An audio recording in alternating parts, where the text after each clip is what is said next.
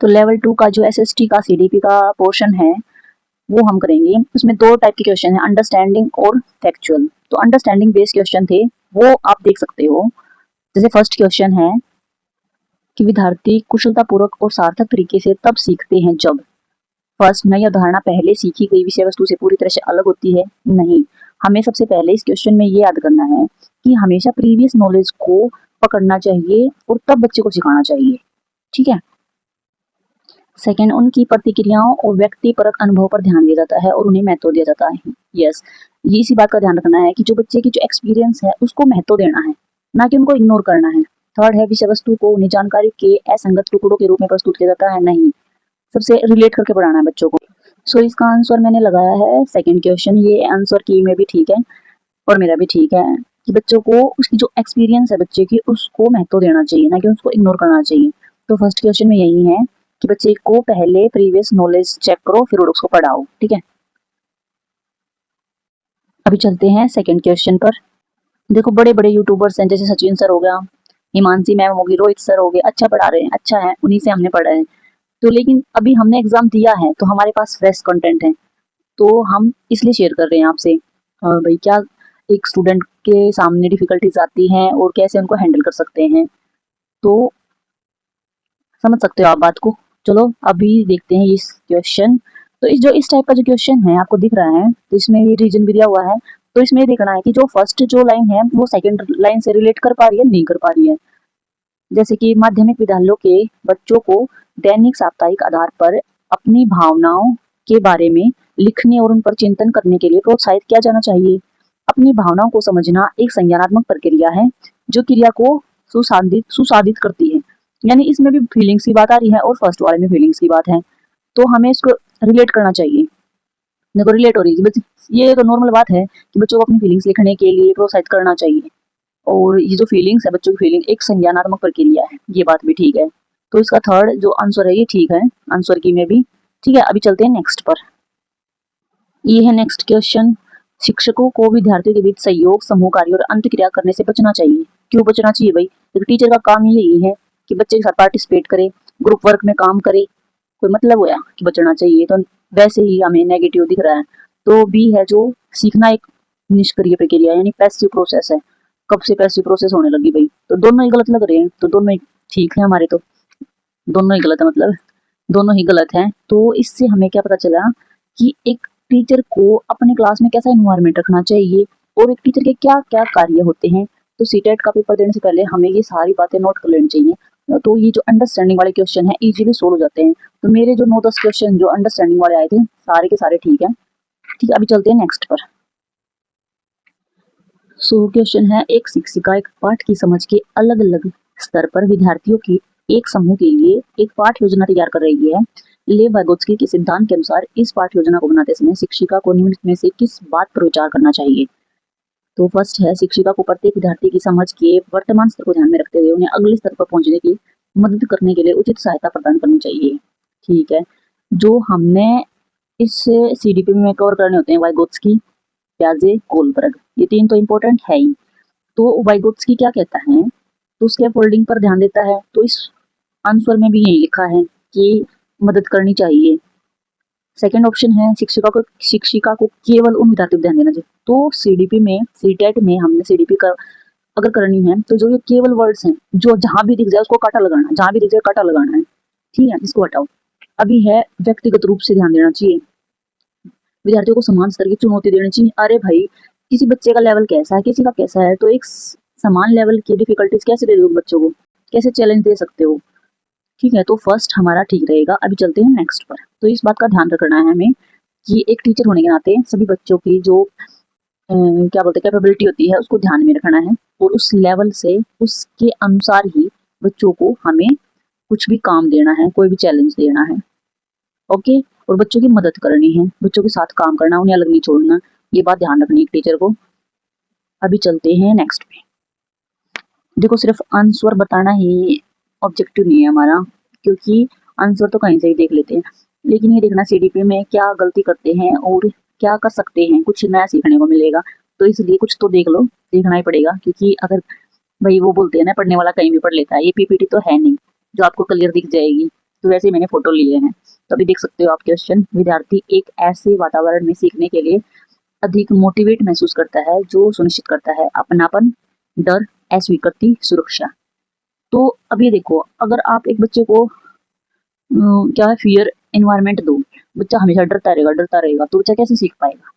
तो इसमें eliminate option देखते हैं, एलिमिनेट करते हैं। जैसे बी है, इसको एलिमिनेट करना है। तो फर्स्ट है इसमें बी है, इसको हटा दो। सेकंड है उसमें बी है, इसको हटा दो। थर्ड है इसमें बी है, इसको हटा दो। तो बच गया फोर्थ, तो इसमें बी नहीं है, तो फोर ही हमारा आंसर रहेगा, ए और डी। अपनापन और सुरक्षा जहाँ बच्चे को देंगे वहीं बच्चा अभिप्रेरित महसूस करता है। अभी चलते हैं नेक्स्ट पर। सो इस क्वेश्चन में क्या है, नई जानकारी सीखते समय बच्चों के लिए है सुनिश्चित करने के लिए कि वे विषय वस्तु को समझते हैं, निम्नलिखित में से कौन सा एक सहायक रणनीति है, यानी हेल्पफुल स्ट्रेटेजी क्या है इनमें से। तो जानकारी को एक बार फिर से पढ़ना।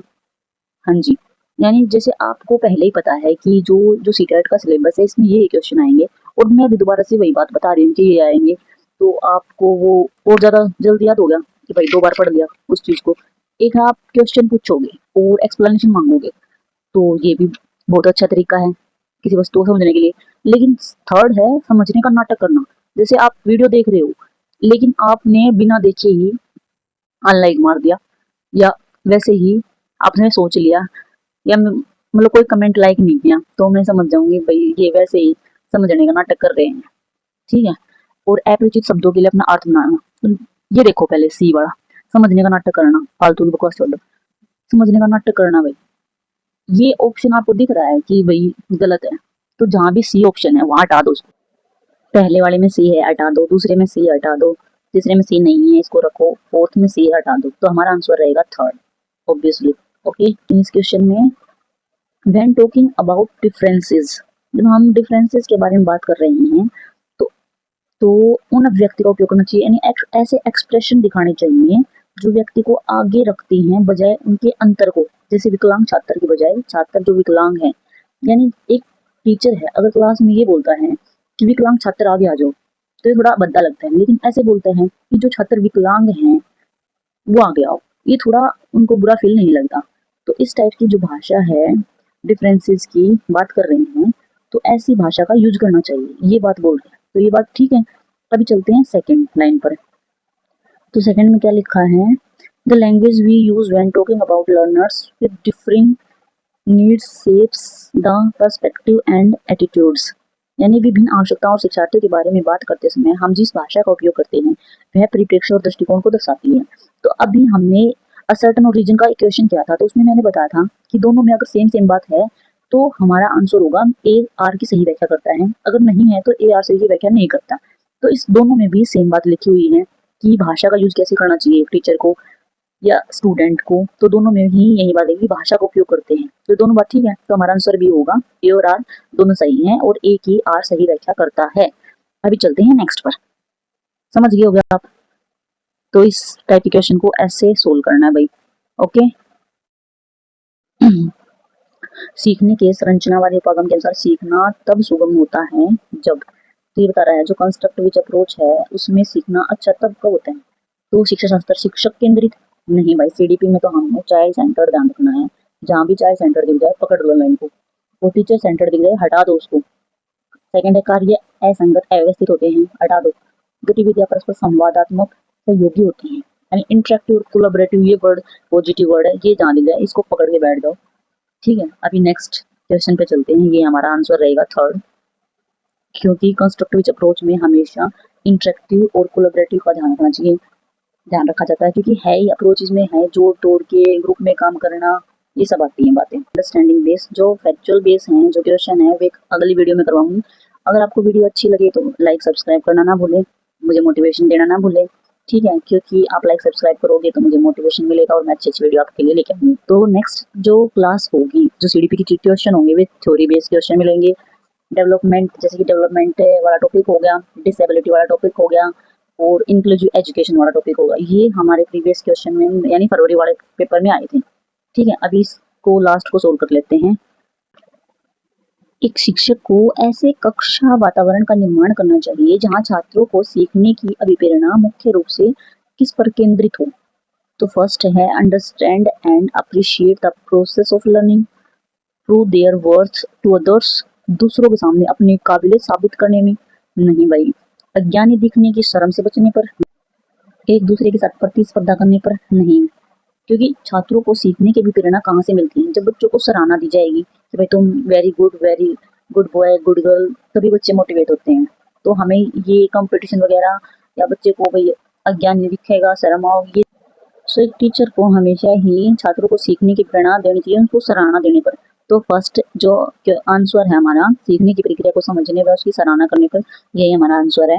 ठीक है, वीडियो अच्छी लगी तो मुझे मोटिवेट जरूर करें। Bye bye, thank you all of you.